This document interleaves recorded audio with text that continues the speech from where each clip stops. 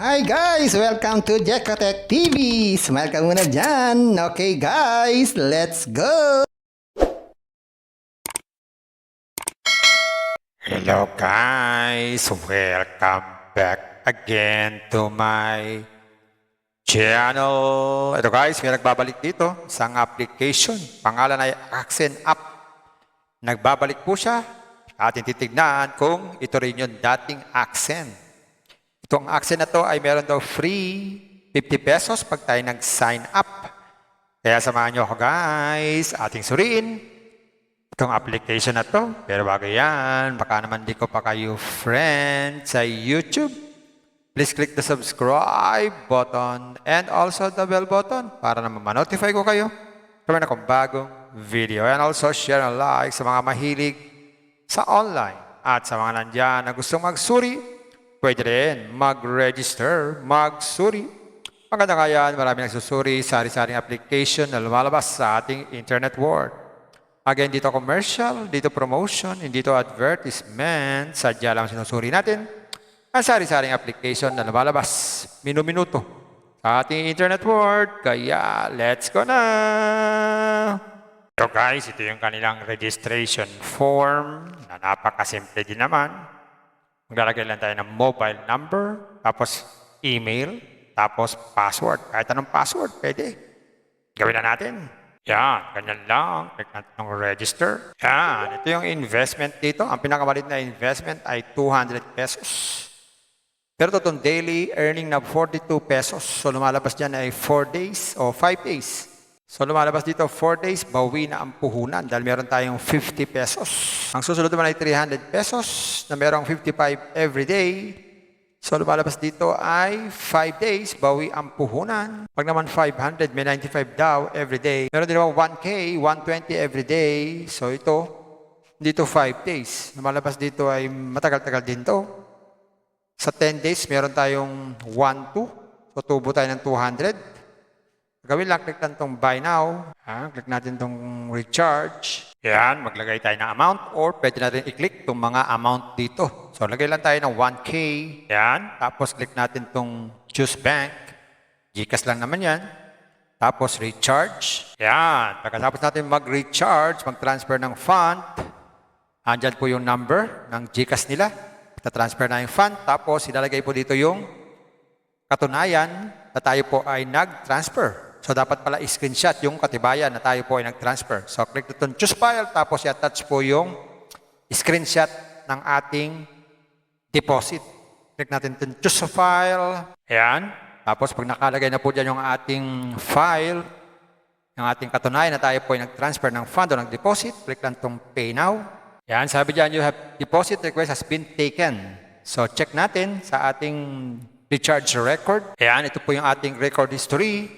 Nag-deposit po tayo via GCash 1K, July 18, 2024, 24:01 AM.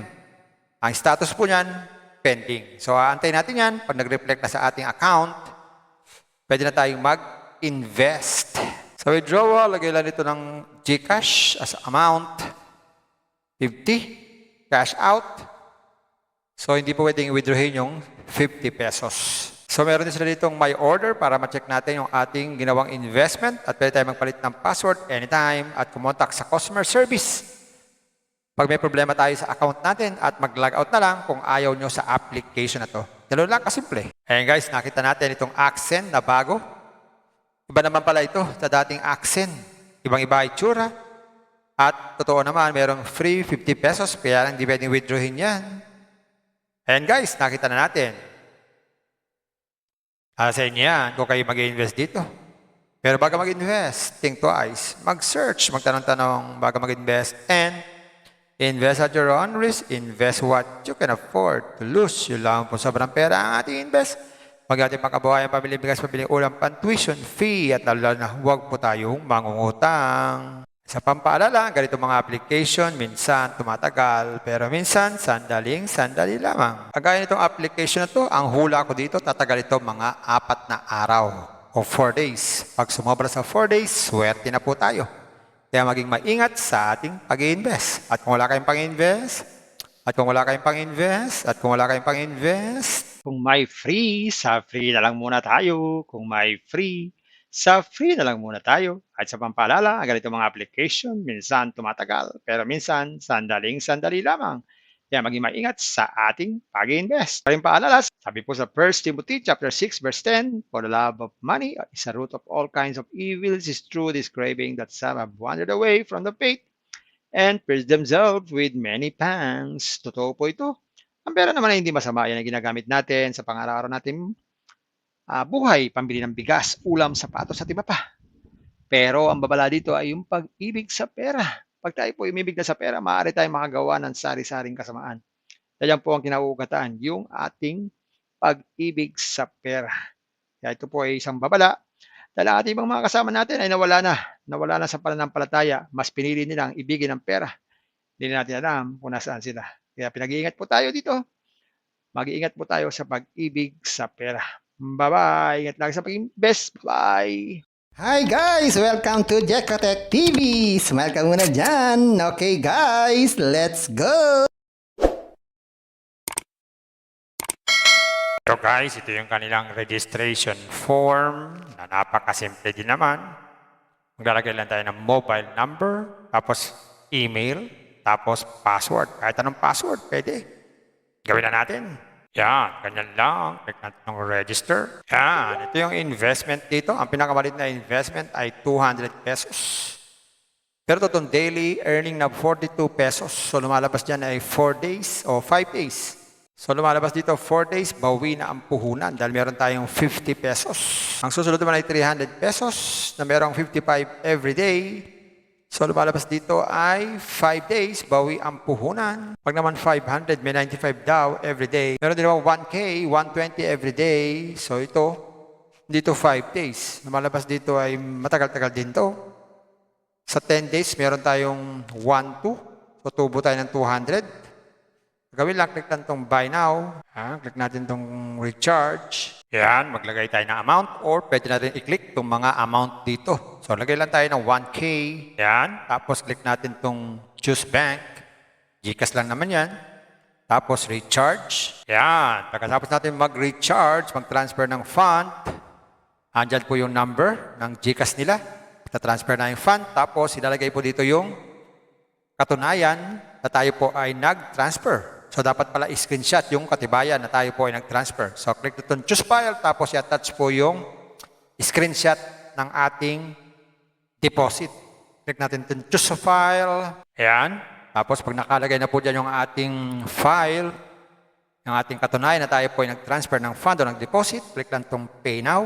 Ayan, sabi dyan, you have deposit request has been taken. So, check natin sa ating recharge record. Ayan, ito po yung ating record history. Nag-deposit po tayo via GCash 1K, July 18, 2024, 24:01 AM.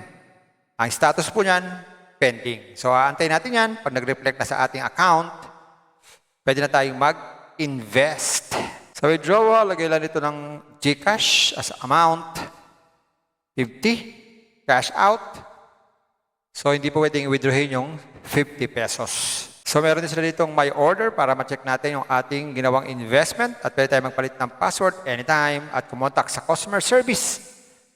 Pag may problema tayo sa account natin at mag-log out na lang kung ayaw nyo sa application na to. Dalawa lang kasimple. Kung may free, sa free na lang muna tayo. Kung may free, sa free na lang muna tayo. At sa pampaalala, ang ganito mga application, minsan tumatagal, pero minsan sandaling-sandali lamang. Kaya maging maingat sa ating pag-invest. Paring paalala, sabi po sa 1 Timothy chapter 6 verse 10, for the love of money is the root of all kinds of evils, is true this craving that some have wandered away from the faith and pierced themselves with many pangs. Totoo po ito. Ang pera naman ay hindi masama. Yan ang ginagamit natin sa pang-araw-araw natin buhay, pambili ng bigas, ulam, sapatos at iba pa. Pero ang babala dito ay yung pag-ibig sa pera. Pag tayo po umibig na sa pera, maaari tayong makagawa ng sari-saring kasamaan. Yan po ang kinauugataan, yung ating pag-ibig sa pera. Kaya ito po ay isang babala dahil ang ating ibang mga kasama natin ay nawala na sa pananampalataya. Mas pinili nilang ibigin ang pera. Hindi na natin alam kung nasaan sila. Kaya pinag-iingat po tayo dito. Mag-iingat po tayo sa pag-ibig sa pera. Bye-bye. Ingat lang sa pagiging best. Bye. Hi guys! Welcome to Jekatech TV! Smile ka muna dyan! Okay guys, let's go!